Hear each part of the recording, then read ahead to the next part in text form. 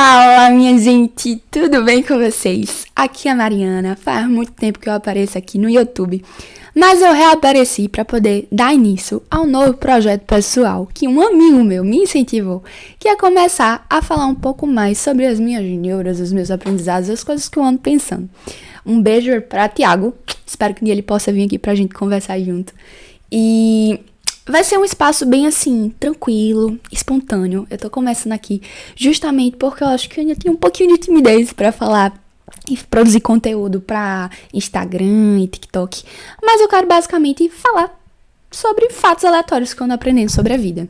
Que não são verdades universais, obviamente. São perspectivas partindo das minhas vivências, obviamente. Cada um tem um mundo dentro de si e perspectivas diferentes. E o tópico de hoje é sobre necessidade e aceitação social. Eu estou lendo um livro que se chama Hábitos Atômicos. E um dos capítulos, ele traz sobre a importância da gente cultivar pessoas ao nosso redor, grupos ao nosso redor, que nos incentivem a cultivar hábitos que a gente queira ter.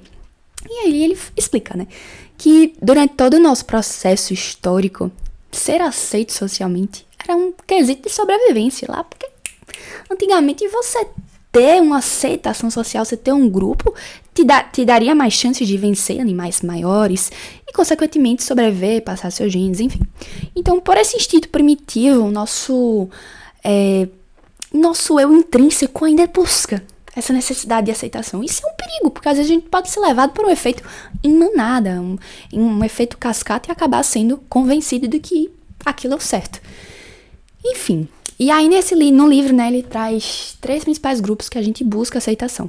Primeiro, são as pessoas que estão mais próximas a gente. Então, essas pessoas que estão mais próximas a gente, na nossa rotina, nem sempre a gente escolhe, né, tá ali porque, enfim, conveniências da vida. E também porque, por exemplo, foi a família que a gente nasceu. E essas pessoas, elas exercem um certo nível de pressão interna e invisível no nosso meio. E às vezes a gente pode ser levado por hábitos que a gente não gostaria de ter. E aí, beleza, se der pra, por exemplo, trocar de grupo social, porque aquele tipo de pessoa te traz uma má influência, ou tem atitudes que não são convenientes com a pessoa que você quer ser no futuro, é importante você pensar sobre isso, porque muitas vezes essa necessidade, ela é tão inconsciente que às vezes a gente se vê fazendo coisas que a gente nem esperava que fazia só porque o grupo tá ali te puxando, tá te empurrando, tá te levando ali a ter atitudes ditas, no caso, que pra você não acha certo, né?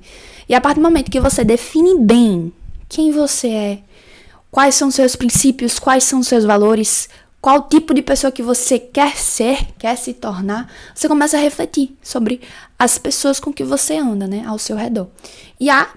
E também a começar a se escolher mais.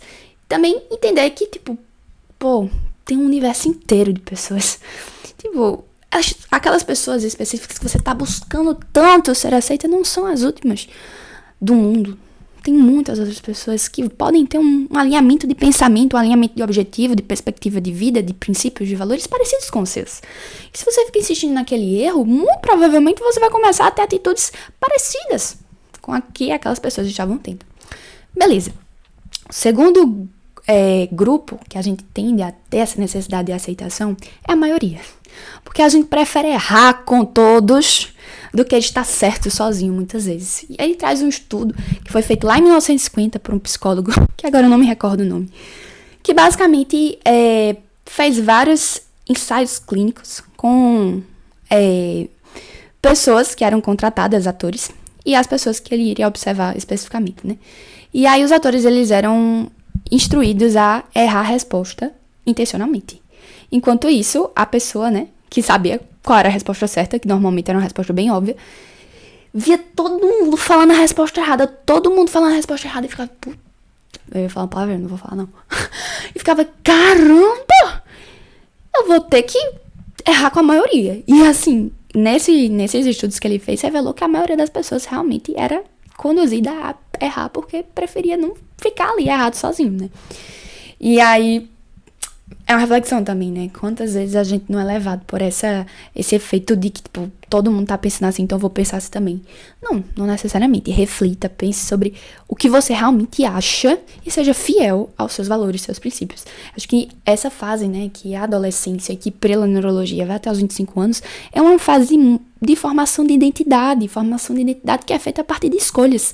Até porque esse livro, Hábitos Atômicos, ele defende, né, que um hábito é quase como um ato político. A gente não precisa ser 100% do tempo perfeito. Tipo, para eu ser uma pessoa saudável, não preciso ir os 7 dias na semana fazer atividade física. Mas se, tipo, diante de 365 dias eu consegui bater a minha meta de a maioria deles, eu votei. É um processo democrático. Eu votei várias vezes na pessoa que eu quero ser. Na pessoa que eu quero ser, que é ser uma pessoa saudável. E também entra nessa linha de que, tipo, metas que a gente às vezes estabelece como objetivos, né? Elas são muito plausíveis de oscilarem, né? Então, tipo, minha meta é emagrecer. Emagreci e aí depois fica aquele efeito sanfona. Volta aos hábitos antigos e tudo mais. Então, quando a gente escolhe a ideia de ser alguém, ou escolhe ser alguém, a gente precisa ser 100% perfeito, mas basta que, democraticamente, na maioria dos dias, a gente consiga seguir aquilo que a gente escolheu ser, que no caso é ser uma pessoa saudável e não atingir um objetivo de magreza ou de um ideal estético, por exemplo. Trouxe o exemplo do exercício físico, porque eu venho colocando em prática há um tempo, já faz mais ou menos um ano que eu estou conseguindo ir assiduamente da forma que eu gostaria, então é realmente isso, quando a gente tira esse objetivo mais superficial e vai para um objetivo mais profundo de identidade, a gente consegue manter um pouco mais de frequência. Então, eu viajei um pouco no tema sobre necessidade, mas recapitulando, né, basicamente, a gente vai ter os mais próximos, a maioria, e agora o terceiro grupo, que são as pessoas que têm um status social importante, porque a gente atrelou isso, status social, como um certo nível de privilégios que vão propiciar maiores recursos e uma maior qualidade de vida. E muitas vezes a gente pode, sim, ter essa necessidade de aceitação para pessoas que têm um prestígio social maior. E aí vem de novo aquela reflexão sobre identidade. Acho que é muito sobre isso, né? A gente rever até que ponto a gente pode... ou melhor, até que ponto a gente tem que ter cuidado para não se anular, para caber em situações que não nos cabem. A gente não precisa se apertar nem se espremer para caber nos lugares, basta ser o que nós somos. E a gente vai caber onde a gente tiver que caber. E isso sobre status, né, sobre aceitação social, ela se ramifica sobre diversas formas, né? Nas redes sociais principalmente. O tempo todo a gente tá tentando reafirmar uma narrativa que constrói uma identidade que a gente quer vender, para que as pessoas comprem. Posto foto.